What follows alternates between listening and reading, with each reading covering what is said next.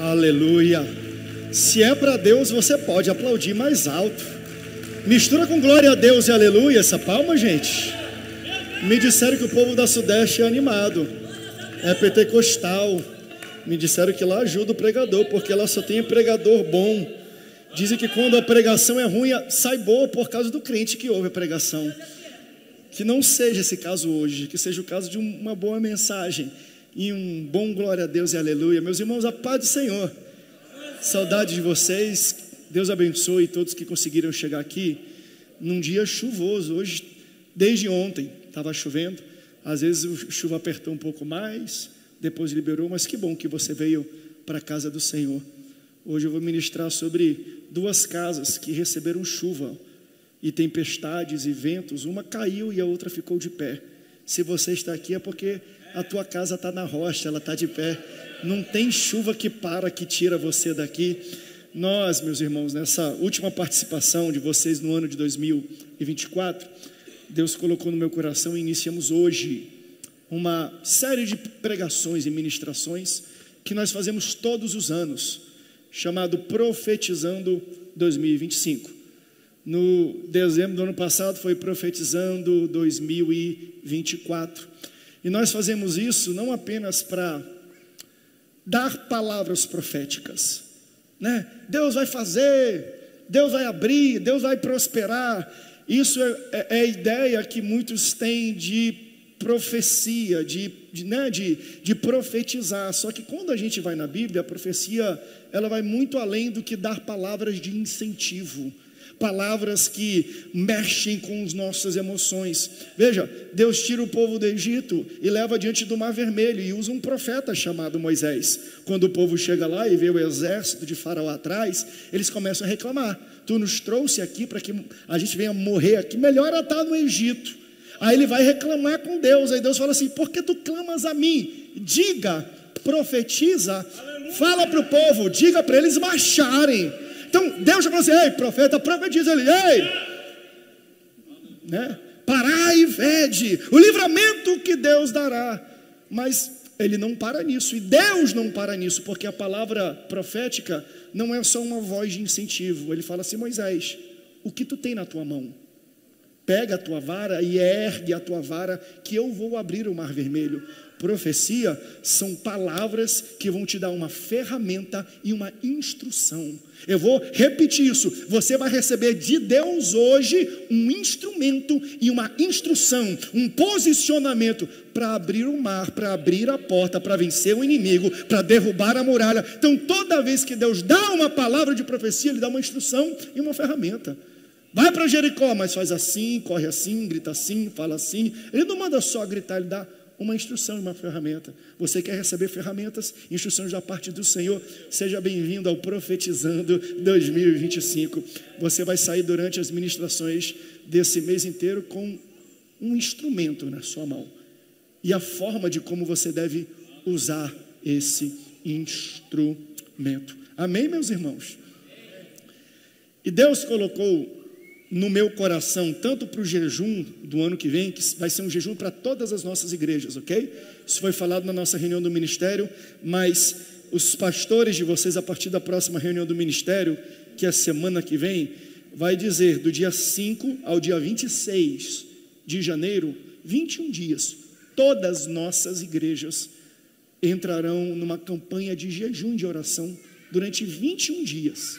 Daremos mais instruções de como você pode participar. E a palavra que Deus colocou no meu coração já de algum tempo é eficiência. Então sobre isso eu já vou pregar no Profetizando, para a gente poder entender à luz da Bíblia o que é ser eficiente. Só para você ter uma ideia, uma noção, no dicionário uma das definições é: eficiência é uma virtude ou característica de ser competente, de ser produtivo, olha isso aqui, de conseguir o melhor rendimento com um mínimo de desperdício. Ou seja, é fazer mais com menos. Porque muitas pessoas se vangloriam e falam: pastor, está aqui, consegui, comprei, conquistei. Mas qual foi o custo dessa conquista? Qual foi o custo desse sucesso? Muitas vezes, até no nosso ministério, nós temos um sentimento de: a igreja está uma bênção, está cheia, está lotada, olha como ela prospera, olha como ela está espiritualmente vibrante, mas dentro de casa, a nossa casa está toda desfacelada, porque a gente não teve tempo para casa, porque estávamos investindo no ministério. Que sucesso é esse? Nenhum sucesso na tua igreja vale mais do que o sucesso dentro de casa. Então, a gente de fato está sendo eficiente? Uau! E eu quero ministrar sobre isso hoje, para a sua vida, sobre a real eficiência. Abra comigo a sua Bíblia em Mateus, no capítulo 7, versículos 24, 25, 26 e 27. É um texto muito conhecido da Bíblia, é uma música, né? Não construa sua casa na areia, não construa na beira do mar, mesmo que pareça firme, é impossível que ela fique, a tempestade a vai derrubar. A rocha é um lugar de construir, um alicerce forte que não vai cair.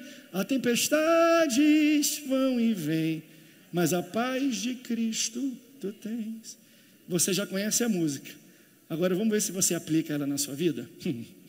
Mateus capítulo 7, versículo 24 diz assim: todo aquele, pois, que ouve as minhas palavras e as pratica, será comparado a um homem prudente que edificou a sua casa sobre a rocha.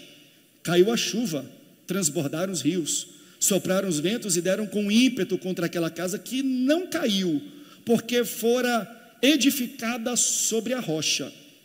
Todo aquele que ouve as minhas palavras e não as pratica, será comparado a um homem insensato que edificou a sua casa sobre a areia.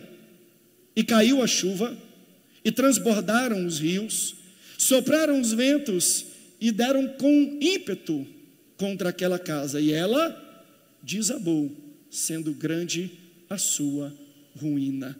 Agora olha essa sabedoria de Eclesiastes, capítulo 4, versículo 6, diz assim o texto: melhor é um punhado, é uma mão cheia e ter descanso, do que ambas mãos cheias de trabalho e correr atrás do vento. É melhor eu estar com uma mão cheia, mas a outra está vazio, e eu tenho paz de espírito e descanso, do que eu viver com as duas mãos cheias, com o calendário sempre lotado, sem ter tempo para nada, mas o que a Bíblia chama isso é correr atrás do vento. Se você ama a palavra de Deus, diga: eu amo a Bíblia. A primeira coisa que você precisa entender: a igreja não é o único local que te discipula. Se você ouve a rádio, se você assiste a televisão, se você vai para um colégio, o seu local de trabalho, os seus relacionamentos, eles são ambientes, eles são estruturas que de alguma forma moldam a sua forma de agir, a sua forma de pensar, a sua forma de fazer as coisas. E geralmente a forma que o mundo instrui a gente a se comportar, geralmente é contrário ao que a Bíblia diz que devemos fazer. Quer ver uma das coisas para mim, que é uma das coisas mais perigosas que a cultura de hoje nos ensina, que é contrária à Bíblia? É a nossa noção de sucesso. O que é ter sucesso hoje? Muitas pessoas vão dizer que ter sucesso hoje é você acordar às 5 da manhã enquanto ninguém acorda, às 4 da manhã enquanto ninguém acorda, começar mais cedo o seu dia, fazer exercício, ir para uma bacia cheia de gelo e água, e mergulhar na bacia cheia de gelo e água, e assistir às 5 da manhã uma live, uma mentoria, e vir para cá. Nos dias de hoje, os grandes formadores de opinião sobre sucesso falam que enquanto está todo mundo dormindo, você tem que estar acordado. Eu já fui para uma palestra desse de um coach, não tenho nada contra, a não ser algumas metodologias que são impostas, porque ele pegou uma foto da cidade de São Paulo à noite, dos prédios, e tinha umas 3 janelas com a luz acesa. Ele falou: tá vendo aqueles ali? Aqueles é quem vão ganhar na vida, é quem vai prosperar na vida, é quem vai ter sucesso, é quem vai ganhar muito dinheiro, porque enquanto está todo mundo dormindo, eles estão acordados trabalhando.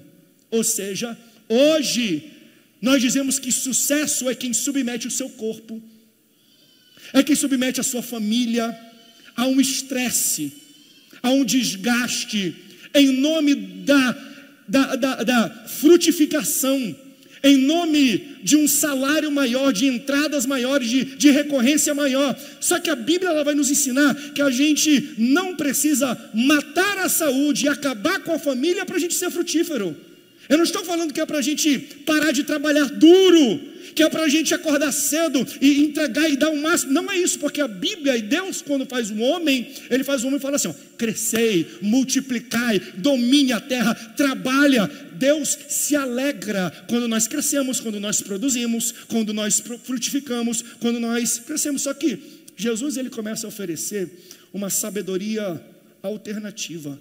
O que Ele está falando é, dá para ser produtivo de um jeito bíblico. Dá para ser produtivo de um jeito correto. Dá para ser produtivo sem comprometer os resultados. Então, nós fomos criados por Deus para produzir e para multiplicar. Mas Jesus está montando, existe um caminho melhor para a produtividade e para o sucesso. Na cultura do mundo, é celebrado a correria. Na cultura do céu, é celebrado a sabedoria. Sabedoria é construir um império sem destruir o castelo. Sabedoria é ter sucesso financeiro sem falência familiar.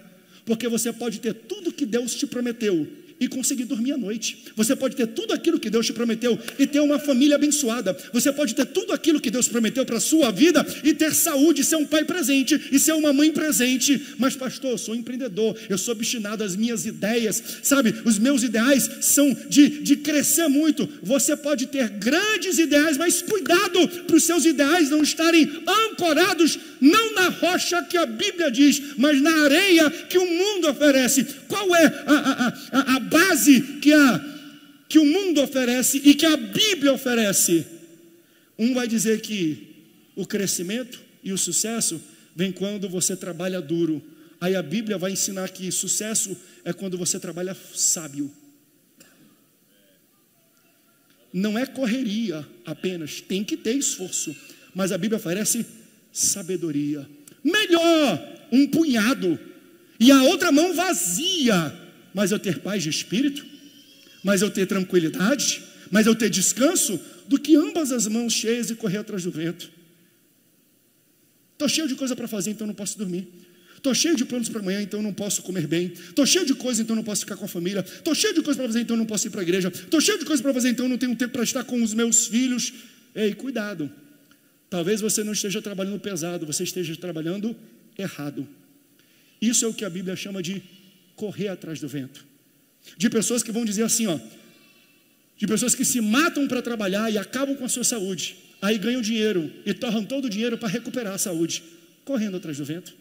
De pessoas que falam assim, mas eu estou no momento mais produtivo da minha vida, mas eu estou no momento mais sábio da minha vida, então eu preciso priorizar a minha carreira do que a minha família, pastor. Mas lá no futuro eu estou construindo dinheiro para dar para a minha família um futuro melhor. Aí ele chega no futuro e ele não tem família, porque ele estava tão ocupado com o trabalho, porque ele estava tão ocupado com a empresa, porque ele estava tão ocupado em ganhar dinheiro, que a esposa foi embora, que os filhos se distanciaram. De que adianta eu querer um futuro melhor para uma família, que quando eu chego no futuro, nem a família mais eu tenho. Os seus filhos não querem uma segurança no futuro, eles querem um pai no presente. Só que para eles terem um pai no presente, você tem que estar em casa. Melhor do que eu ter um conforto no futuro, é ter um pai no futuro. Mas para você ser um pai no futuro, uma mãe no futuro, você precisa ser um pai presente no presente. E a Bíblia vai começar a falar isso. Tem como, gente? Tem como ganhar dinheiro? Tem como ser próspero? Tem como ter uma tranquilidade financeira? Mas você precisa ter margem.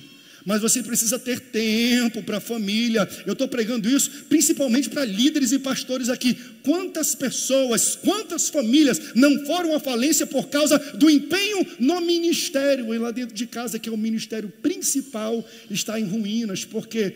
Porque a gente construiu uma igreja saudável, mas uma família doente. Estamos correndo atrás do vento. O que Jesus nos oferece é uma alternativa. Olha o que Eclesiastes vai adicionar no capítulo 10, versículo 10. Se o machado está cego, sua lâmina não foi afiada, e é preciso golpear com mais força, mas agir com sabedoria assegura o sucesso. Está entendendo isso? Olha o que Salomão vai dizer: quando o machado está cego, você vai precisar trabalhar mais, se esforçar mais e botar mais energia para ter um resultado. Logo, o oposto também é verdade.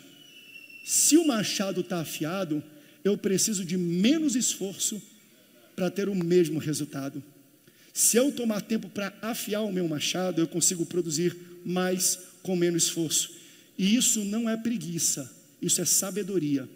Preguiça é falta de vontade de trabalhar, e sabedoria é achar a maneira correta de trabalhar. Deus está dando para você uma ferramenta, e agora está dando instruções. Ele vai nos ensinar no próximo ano como é que nós conseguimos construir um império, mas manter firme o nosso castelo, a nossa casa, o nosso lar, a nossa família.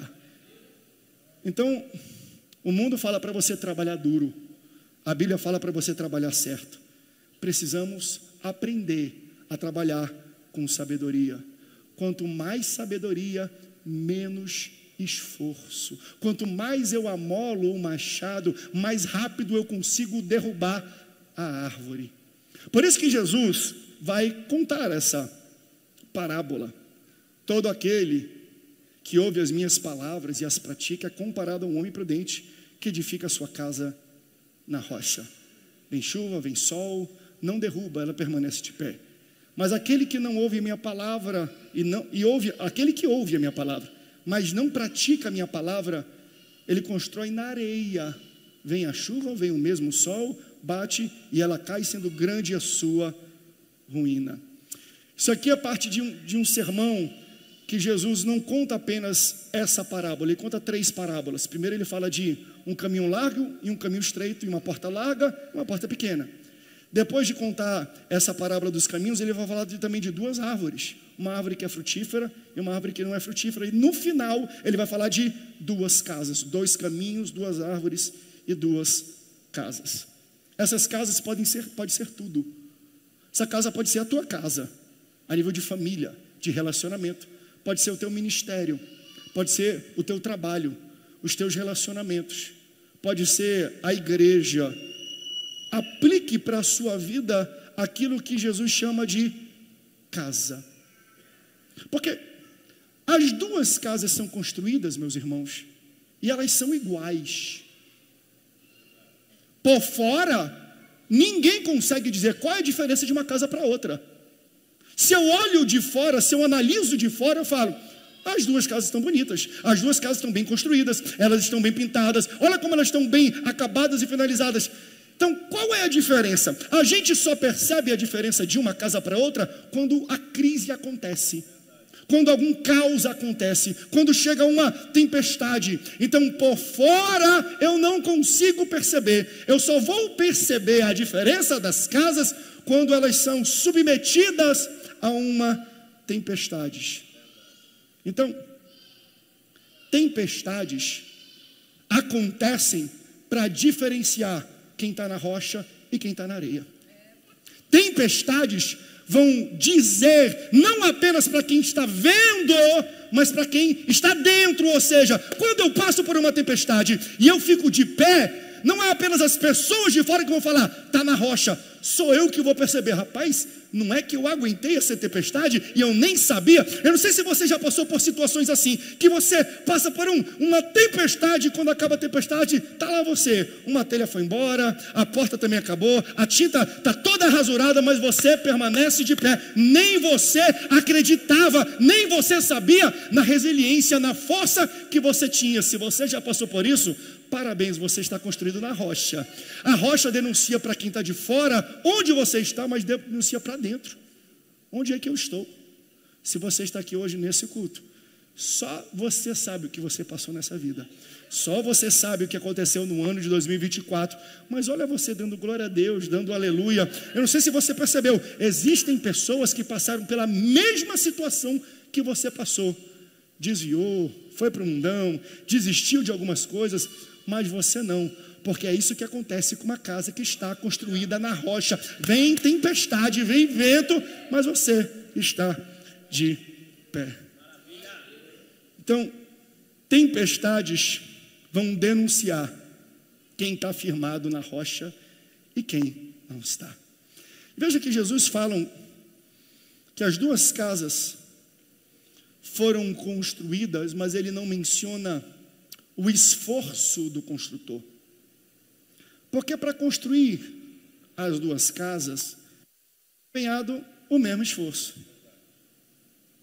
Ele olha, as duas têm telhado, telhado é telhado. As duas têm piso, as duas têm porta, as duas têm tinta, as duas têm calha. Ele está vendo de fora, e quem olha de fora não consegue necessariamente determinar quem se esforçou mais ou não. Então, quando Jesus faz a comparação da casa na rocha e da casa na areia,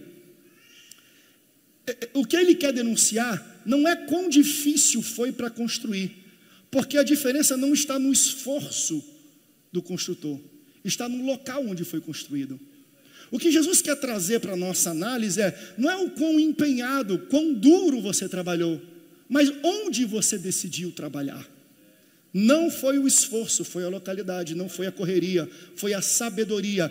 Uma casa ficou de pé, não pelo trabalho ou esforço do construtor, mas por causa da sabedoria dele. O outro não é preguiçoso, ele construiu também uma casa, só que ele não se preocupou com a fundação, ele não se preocupou com os fundamentos, e o que foi determinante para o resultado final, não foi a ética de trabalho, e não foi o esforço, não foi a correria, foi a sabedoria. Por quê? Porque ele amolou antes, falou assim, antes de começar a construção, deixa eu entender se o solo é bom, deixa eu entender se ele é firme. Não é só sair trabalhando por aí não, é perguntar direcionamento de Deus. Senhor, onde é que eu tenho que empenhar o meu esforço? Aleluia, Deus está dando aqui sabedoria, Deus está instruindo pessoas. Gente, não é só sobre o esforço. Os dois se esforçaram da mesma forma, mas uma casa caiu, não por causa da falta de esforço, mas por causa da falta de sabedoria. E a gente vai ter a tendência de falar, é isso que acontece para quem é crente e quem não é, né, pastor? Quem tem a casa na rocha é porque é crente e está na igreja. Quem tem a casa na areia é porque está no mundo. Não. O critério e a abordagem aqui, Jesus não está falando de quem é crente e quem é mundano, não. Jesus está falando de crentes. Crente que constrói na rocha e crente que constrói na areia. Como? Porque ele fala, aquele que ouve as minhas palavras e pratica, constrói na rocha. E aquele que ouve as minhas palavras e não pratica, os dois ouviram a palavra. Os dois estavam no culto de terça-feira à noite da região sudeste. Os dois foram domingo, os dois tomaram Santa Ceia. Os dois estavam submetidos às instruções dos pastores. Qual é a diferença de um de outro? Um ouviu e entrou por aqui, saiu por ali. O outro ouviu, entrou por aqui e ele exerceu aqui. Então, o que falta para a igreja hoje, gente, não é falta de informação, é falta de execução. Nosso problema não é mais ignorância. Um dia, até tempos atrás, falando, crente é ignorante, crente não tem nada, crente não sabe de nada. Meu irmão, nós não vivemos mais nessa época não. Todo crente aqui conhece a palavra de Deus, ouve. Se você é dessa igreja, você conhece a palavra, porque essa é uma igreja que prega a palavra. Mas o que vai fazer sucesso quando chegarem as tempestades, não é o quão bom a palavra é pregada, é o quão bom você aplica o que é pregado. Porque aquele que ouve e pratica, constrói na rocha. E o que ouve e não pratica, constrói na areia. Não é falta de informação, é falta de execução. Jesus já falou, mas você não praticou. Fala a verdade, nós já sabemos o bastante para vencer. Essa igreja já sabe o bastante para romper. As pessoas dessa igreja já sabem o bastante para abrir porta, já sabem o bastante para conquistar. Por que não abre? Por que não rompe? Por que não abre porta? Não tem a ver com o que é pregado, não é a profecia de inspiração, é aquilo que te dá uma ferramenta e te dá um posicionamento. O que o Senhor Jesus, através da minha boca e o Espírito Santo ministra no seu coração, está na hora de você pegar a ferramenta que está saindo da pregação e aplicá-la. Moisés, o que tu tem na tua mão? Então pega e estende, porque se tu ficar olhando para mim, nada vai acontecer. Diga ao povo que marche. Vai requerer uma atitude de vocês. E se Deus quiser, Ele faz. Não, pega o cajado e levanta. Está na hora de você profetizar crendo, mas você tomar uma atitude. Aleluia.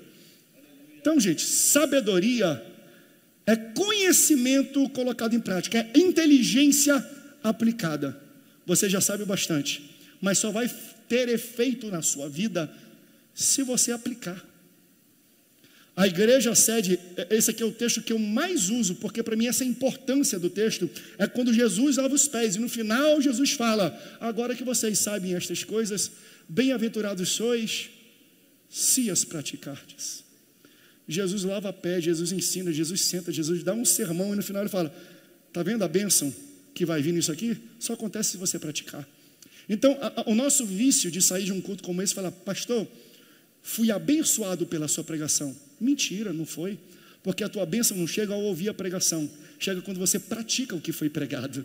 Então, e eu sei que é natural da gente dizer, não estou falando que você está errado, é natural da gente falar, fui abençoado por aquela palavra, mas não existe palavra que te abençoa.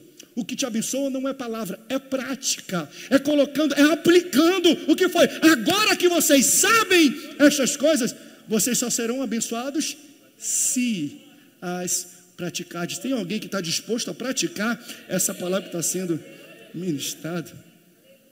Então, Deus vai nos dar sabedoria, vai nos dar instrumentos, vai nos dar instruções para a gente construir tudo. O que é uma casa? Tudo. Casa é um relacionamento. Quer ver? Deixa eu colocar aqui alguma sabedoria para os solteiros aqui que estão namorando. Solteiros que são comprometidos na casa de Deus. Primeiro, não se relacione, não namore alguém que não ouve o Espírito Santo. Você ouve, você tem o Espírito Santo? Não se relacione com alguém que não tem e não ouve o Espírito Santo. Por quê, pastor? Porque é jugo desigual. Não é só, jugo desigual, é namorar crente. Não, vai muito além disso. Sabedoria, é o que o Paulo vai falar sobre jugo desigual. Bota a foto do jugo desigual para mim aí, só para o pessoal entender. Isso aqui é sabedoria para relacionamentos, jovens. Está vendo isso aqui? Ó? Essa peça de madeira que liga os dois animais é um jugo. Por que jugo desigual? Porque você tem um cavalo e um jumento. Só que se o cavalo tem um passo, um touro, mas eu vou chamar de cavalo. O cavalo tem um passo. O touro tem um passo, tem um ritmo, tem uma cadência, tem uma velocidade. O jumento tem outra. Um tem um temperamento e o outro tem um outro temperamento. Mas eles estão ligados. Sabe por que é jugo desigual? Porque o dono do touro vai chamar o touro e o touro vai vir, mas o jumento não vem. Por quê? Porque o jumento não se submete à mesma voz. Está namorando com alguém que não ouve a voz do Espírito Santo, cuidado, por quê? Porque o Espírito Santo vai falar assim, ó, vem para a igreja, só que o jumento do teu lado não quer ir para a igreja, aí você não vem. Aí o Espírito Santo fala assim, oferta na casa do Senhor, só que você não oferta porque o jumento ao qual você está ligado, diz não dá oferta, vem servir, vem cantar, só que a jumenta que está do seu lado, não gosto de cantar. Esse é o problema do jugo desigual. Você está ligado a uma pessoa que não ouve a mesma voz que você ouve e não se submete ao mesmo direcionamento. Aí você quer isso, só que você não vai. Por quê? Porque você está preso a um jumento. É por isso que Paulo depois vai falar assim, ei, quer servir? É melhor você nem casar, é ser solteiro. Aí eu vou adicionar um ditado popular para poder corroborar com Paulo. Melhor só do que do lado de um jumento. Está entendendo isso, meus irmãos? Quem está entendendo agora, a Deus? Mas veja, pastor, não tive sabedoria, mas sabedoria nunca vem tarde. Tem um segundo estágio de sabedoria. Por quê? Porque uma vez que você descobre que você está em jogo desigual, entra a sabedoria para falar, e agora? O que você vai fazer? Porque você não tinha discernimento, ok. Quando você entregou o seu coração, você não conhecia plenamente ele, não sabia daquilo que a Bíblia está ensinando. Ou seja, o seu conhecimento era muito pequeno, mas você já se aprofundou no relacionamento. E agora? Aí a sabedoria vai entrar como uma espada para falar, você que vai decidir.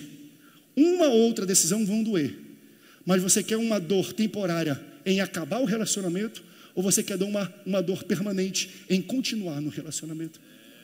Jovem que está namorando, se essa pessoa não tem o Espírito Santo, não ouve o Espírito Santo, acaba este relacionamento, porque senão você estará em jugo desigual. Aí vem o jovem, às vezes com cara do pastor, muito dura essa palavra. Por quê? Porque eu vou levar ele para a igreja, né? Assim, eu vou evangelizar. Quando um jovem, uma jovem vem falar isso para mim, eu falo assim, ó, sinceramente, eu não sei qual dos dois é o jumento da relação.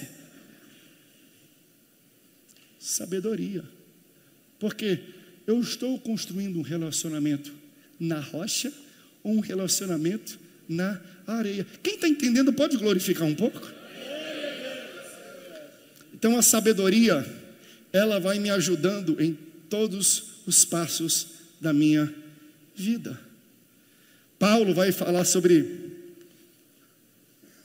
guerra espiritual, lá em 2 aos Coríntios, capítulo 10, versículo 5. Olha o nível que ele eleva o que é guerra espiritual e como entra a sabedoria. Ele fala assim, ó, destruímos argumentos e toda a pretensão que se levanta contra o conhecimento de Deus, e levamos cativo todo pensamento para torná-lo obediente a Cristo. O que ele está te ensinando? Sabedoria. O que ele está falando aqui é: leve todo pensamento cativo, prenda, descarte, jogue no lixo, joga para fora da sua vida algo enquanto é pensamento. Por quê? Porque se você ficar pensando muito de pensamento, daqui vem para cá e se torna sentimento. E sentimento é muito mais difícil de guerrear. É muito mais difícil de você arrancar um sentimento do que um pensamento. E se ficar muito tempo como sentimento, daqui vem para cá, se torna comportamento. Ou você acha que muitas das mazelas que a gente vive hoje sobre questões de gênero e tudo, vem da onde? Vem de um pensamento que não foi lutado e não foi colocado no cativeiro. De pensamento se tornou um sentimento. Ah, eu me sinto assim, eu me enxergo assim, eu olho assim. E daqui se tornou um comportamento. Comportamento é difícil demais de libertar, mas o nosso Deus, Ele tem todo o poder para libertar. Mas Paulo está ensinando, sabedoria pode ser aplicada em qualquer um desses passos. Quanto antes, melhor. Que Deus capacite a nossa igreja, que Deus nos prepara para no ano de 2025, a gente não apenas saber trabalhar com a mão, mas a gente pensar antes, onde é que eu estou me metendo? Com quem eu estou me relacionando? Onde é que eu vou começar a minha construção? Onde é que eu vou colocar o meu depósito de sentimento? Deixa eu falar uma coisa para vocês. Uma das coisas que mais mudou a minha visão de igreja foi a pandemia. Porque na pandemia, no final, e as pessoas iam retornando da pandemia, vendo na televisão, a igreja cresceu muito. A gente estava no centro de convenções ainda. Inúmeras famílias que vieram de outros ministérios, quando eu digo outros ministérios, sem ser Assembleia de Deus, de igrejas apostólicas, de igrejas de cunho profético, quando eles vinham, perguntavam: vem aqui, o que te fez vir para a Bleia? Porque a Assembleia de Deus era meio turvo para eles, eles não sabiam o que esperar da Assembleia de Deus, achavam estranho. O que te fez vir para cá? Eu pensei que eles iam falar, porque prega muito, pastor, porque o louvor é maravilhoso, porque tudo. Ele falou, não, sabe por quê? Primeiro, a gente foi para a festa de vocês e viu que vocês completaram 80 anos. Vocês são uma igreja que tem história, vocês têm lastro, vocês têm histórico. Primeira coisa, por quê? Porque eu quero procurar uma igreja para depositar a herança, a riqueza e o patrimônio de fé da minha família. Eles enxergam a fé como um patrimônio. Assim como alguém que tem muito dinheiro e fala assim, eu estou com milhões de reais aqui, eu vou investir onde? Eu vou botar em Bitcoin, que um dia está aqui, outro dia está aqui, outro dia está aqui. Aí um cara fala alguma coisa, ela cai para cá. Ou eu vou colocar nas ações da Petrobras, eu vou colocar nas ações da Itaúsa, porque há 50 anos só cresce. Eu vou pegar algo estável, que tem lastro, que tem histórico, ou eu vou colocar na mão de qualquer pessoa que vem para cá e muda para cá, e vai para cá e muda para cá, e vem para a igreja, vem para cá, vem para cá. Falou assim, então existe um histórico, existe uma vivência, existe uma estabilidade. Ei, meu irmão, minha irmã, onde é que você está depositando a herança, o patrimônio do seu tempo e das suas emoções? Estuda bem, tenha sabedoria antes de você iniciar qualquer processo de conhecimento. Pode subir aqui os músicos, pode tocar bem baixinho aqui, que eu já vou aterrissar esse avião aqui. A Bíblia é a melhor bula, é o melhor caderno, é o melhor direcionamento de instruções para a gente ter uma vida com eficiência. É ela que amola o nosso machado para a gente ter mais resultado com menos esforço. Novamente, ter mais resultado com menos esforço não aponta para a preguiça. A preguiça é não gostar de trabalhar. Eficiência é trabalhar da maneira correta. O Espírito Santo, a palavra de Deus, vai instruir a nossa igreja para ser eficiente em todas as áreas que ela está inserida. Quando falo igreja, não é a união só de pessoas, é você na área onde você está, lá na empresa, lá no colégio onde você está. A sabedoria sobrenatural do Espírito Santo vai te mostrar quem são as pessoas que você deve se atrelar, quem são as pessoas que você deve conversar, para você chegar mais longe em menos tempo. Eficiência.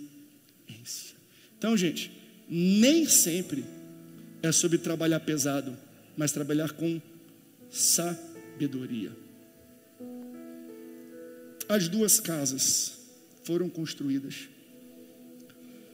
uma na rocha e outra na areia, mas perceba que quando Jesus vai contar a parábola, ele fala de uma tempestade, e ele cita primeiro a casa que está na rocha, ou seja, a tempestade assola, ataca, impacta primeiro quem está na rocha. Porque a nossa impressão é: eu estou na igreja, eu estou em Jesus, eu estou na rocha, nada vai acontecer comigo. Se prepara, você vai ser o primeiro a receber uma tempestade. Então, estar na rocha não te impede de viver crise. Estar na rocha não vai te isentar de tempestade, mas vai te tornar a prova dela. Você vai passar por tempestade? Vai, mas vai permanecer de pé em nome de Jesus.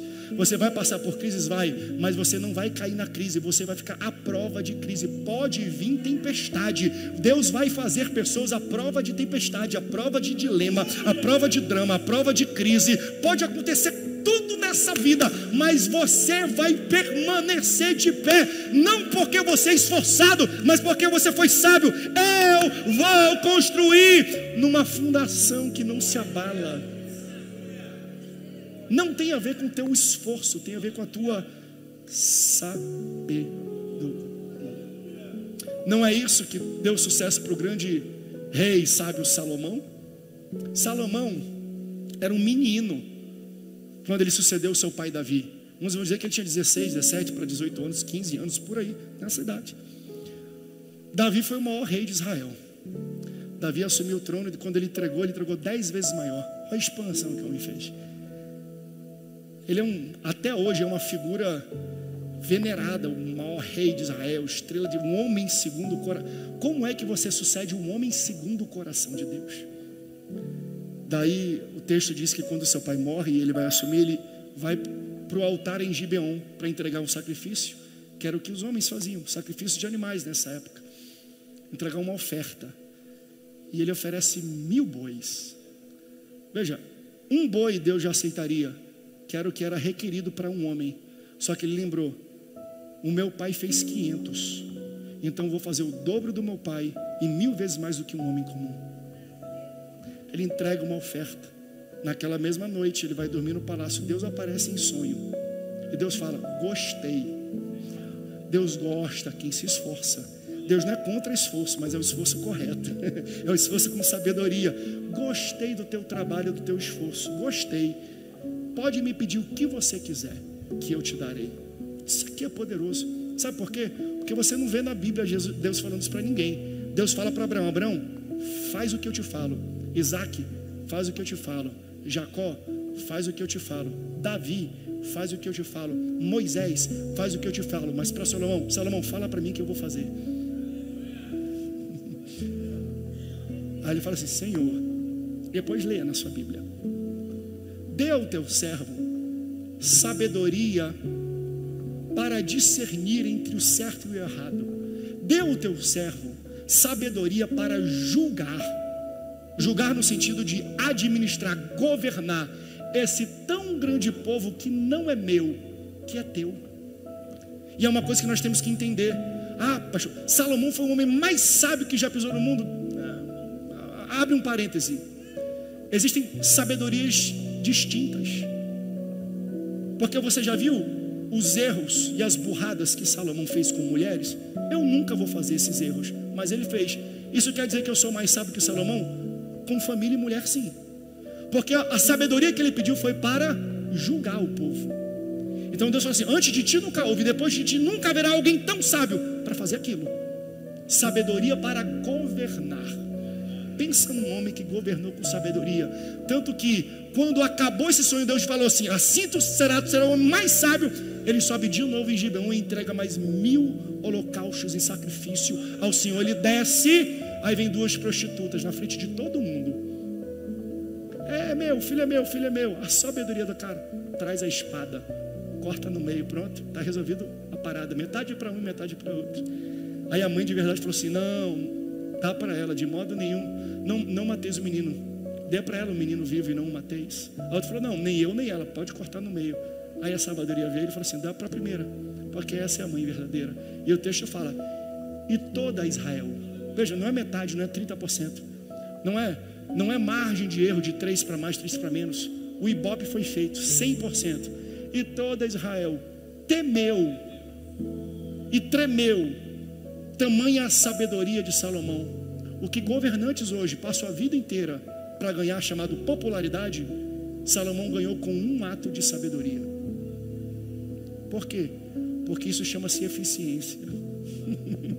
Pessoas trabalham anos, governantes trabalham anos para chegar no patamar que Salomão conseguiu com uma resposta: eficiência. Se você amola o machado, se você se sacrifica para Deus, veja, tem que se sacrificar na terra sim, mas se sacrifica para Deus um pouco. Jesus toda noite orava para o Pai, de madrugada, tanto que os discípulos oravam e falaram assim: impressionante, porque quando ele desce nas cidades, nos mercados, nas casas, sai demônio, levanta paralítico, ouve surdo, olha cego, ele toca nas pessoas, ele fala, e o milagre é instantâneo. Mas a gente não, a gente fica sai, em nome de Jesus, sai, e não sai. Por que a gente se esforça tanto? E Jesus expulsa num piscar de olhos, num estalar de dedos. Porque antes de descer para expulsar demônio e curar enfermos, Jesus fica horas com Deus, amolando o machado. Então veja, quando eu invisto tempo com Deus, eu não perco tempo com homens. Aleluia!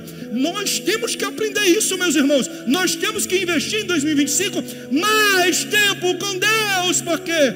Porque quando eu invisto com Deus, eu chego mais rápido com menos esforço. Atravessem para o outro lado. Enquanto eu vou orar, os discípulos atravessam, vêm no meio do mar. Uma tempestade, eles pensam que vão morrer. Na madrugada, Jesus aparece andando sobre as águas. Veja, eles começaram a navegar horas antes de Jesus. E no meio da noite, Jesus apareceu do lado deles. Não é porque saíram na sua frente que vão chegar na sua frente. Então veja, eles estavam se matando de tanto remar. Então, o que os outros precisam se esforçar muito e remar muito, Deus vai te fazer chegar andando. Por quê? Porque Ele falou assim: atravesse que eu vou amolar o machado com o Pai. Eficiência é isso. Não quer dizer que não tem esforço, só que você vai ter que direcionar. Onde é que vai a sua construção de esforço? Vai na terra ou vai na rocha? Se esforce para fazer algo na rocha, que Deus vai acelerar os seus resultados. Aceleração. Mais com menos é o que Deus tem para a tua vida, para a tua casa, para os teus negócios, para os teus projetos no ano de 2025. E se eu estou pregando e profetizando isso para você, Deus já colocou uma ferramenta. Eu estou dando algumas instruções. Você sabe qual é a ferramenta que Deus colocou na sua mão? Então Ele manda dizer: amola, te prepara. Como eu vou amolar? Eu dei para você pelo menos 5 exemplos de como você pode amolar, mas a maioria deles é o quê? Investe um pouco de tempo com Deus. Por que eu não consigo fazer isso? Os discípulos não conseguiam expulsar o demônio daquele rapaz. Na transfiguração desceu: eu levei o meu filho aos teus discípulos, não expulsaram. Raça incrédula e perversa. Essa casta só sai com nós vamos começar 2025 fazendo jejum de 21 dias. 21 dias amolando o machado. 21 dias amolando o machado. Meu irmão, quando a gente sair desse jejum, sai da frente. Só vai ter crente com facão, só vai ter crente com foice, só vai ter crente com peixe. Mas pensa num negócio amolado. Quando tu abrir a tua boca, o demônio vai sair correndo. Por quê? Porque você amolou o machado. Entendeu por que nós fazemos 21 dias logo no início? porque a gente tem que começar um ano amolando. Profetizando 2025 é Deus te dando a ferramenta e a instrução. Só que você tem que amolar a ferramenta. Quando você amola essa ferramenta, você vai chegar mais longe, mais rápido e com menos esforço. Se você recebe essa palavra, fique de pé comigo aqui nesse local. Aleluia. Pode subir aqui, louvor. Eu quero cantar. Vamos amolar machado aqui. Aleluia. Louvado seja o nome do Senhor.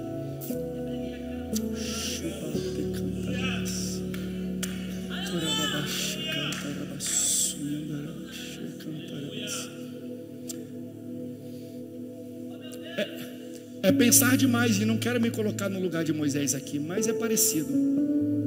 Existe um mar na tua frente, existe uma separação de uma margem para outra, que é uma passagem de ano. E você, como é que vai ser? Está difícil. Deus me trouxe aqui, porque Ele me deu uma ferramenta, e eu sei qual é a ferramenta que Deus me deu, e eu estou usando essa ferramenta com você. Ele manda dizer: marche. Mas eu não vou só pregar palavras que te inspiram. Isso aí, ok, mas você saiu com alguma ferramenta na mão? Você saiu com alguma instrução de como usa essa ferramenta? Se você hoje não recebeu uma ferramenta da parte do Senhor e nenhuma instrução, eu falhei em profetizar. Profecia não são apenas palavras de inspiração. Profecia é quando nós provocamos que você entenda qual é a ferramenta que Deus te colocou e qual a instrução que Ele te deu.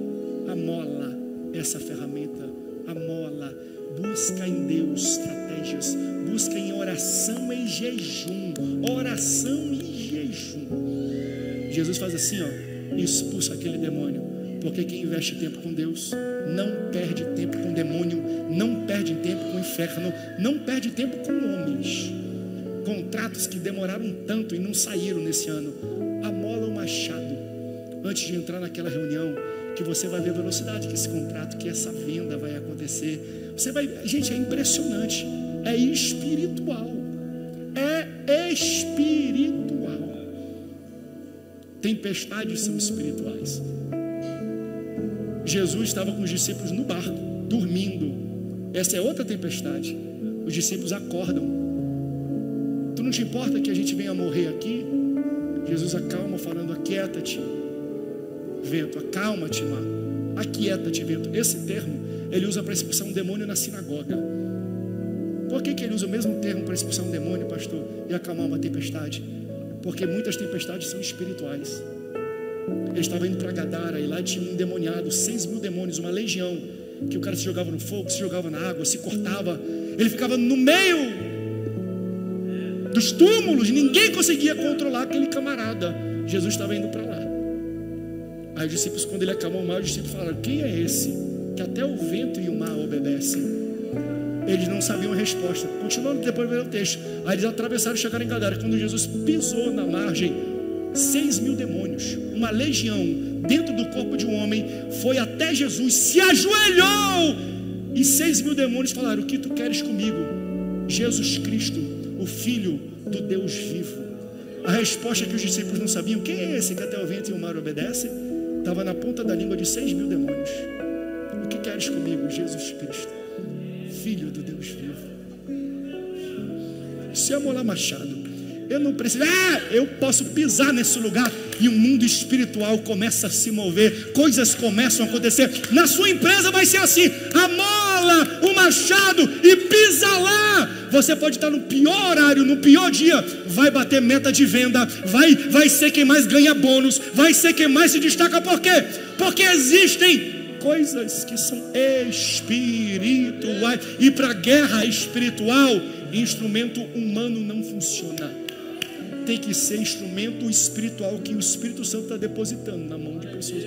Que noite profética, eu sinto uma noite profética extraordinária. Recebe essa ferramenta, meu irmão, recebe esse instrumento, recebe essa instrução, toma posse disso e toma uma atitude. Vamos cantar? Vamos louvar? Vamos louvar.